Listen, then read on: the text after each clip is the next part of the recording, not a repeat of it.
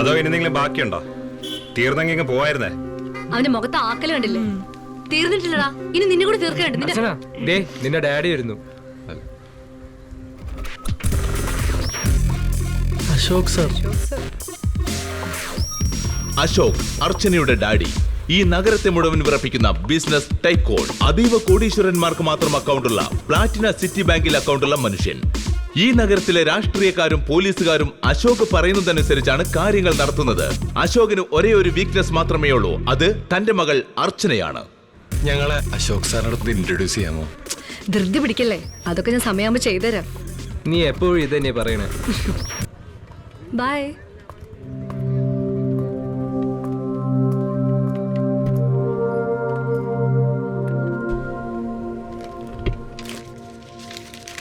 എന്നാ പിടിച്ചോ, കൊണ്ടുപോയേ പഞ്ചറൊട്ടിക്ക്.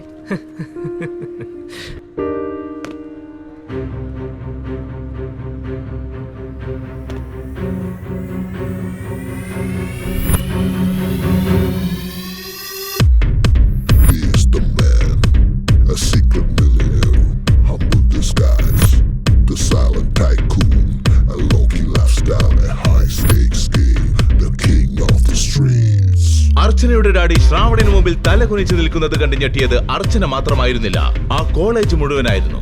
കാരണം അശോക് ആരുടെയും മുമ്പിൽ തല കുനിച്ചു നിൽക്കുന്നത് ഒരാളും ഇതുവരെ കണ്ടിട്ടില്ല.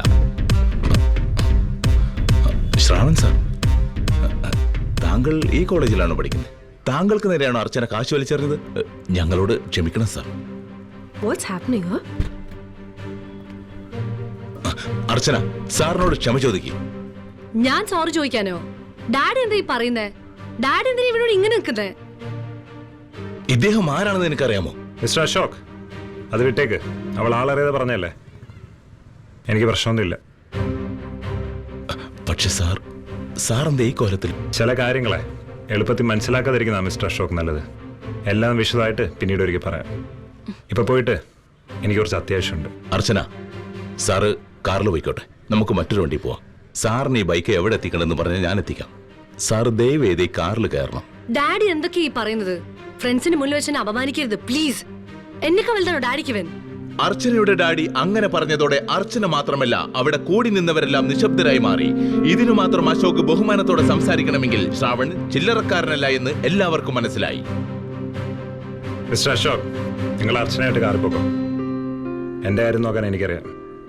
ഇതെന്റെ റിക്വസ്റ്റ് അല്ല, ഓർഡറാണ്. അർച്ചനയുടെയും അവിടെ കൂടി നിന്നവരുടെയും മനസ്സിൽ കുറച്ചധികം ചോദ്യങ്ങൾ മാത്രം അവശേഷിച്ചു. ആരാണ് ശ്രാവൺ?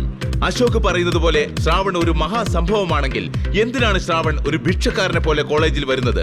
അശോക് പോലും ഭയക്കുന്ന ഒരാളാണ് ശ്രാവണെങ്കിൽ ശ്രാവണിനെ ഇത്രയും നാൾ അപമാനിച്ചവരുടെ അവസ്ഥ ഇനി എന്താകും? ഈ കഥ തുടർന്ന് കേൾക്കുന്നതിനായി ഇപ്പോൾ തന്നെ പോക്കറ്റ് FM ആപ്പ് ഇൻസ്റ്റാൾ ചെയ്യൂ. Link in description.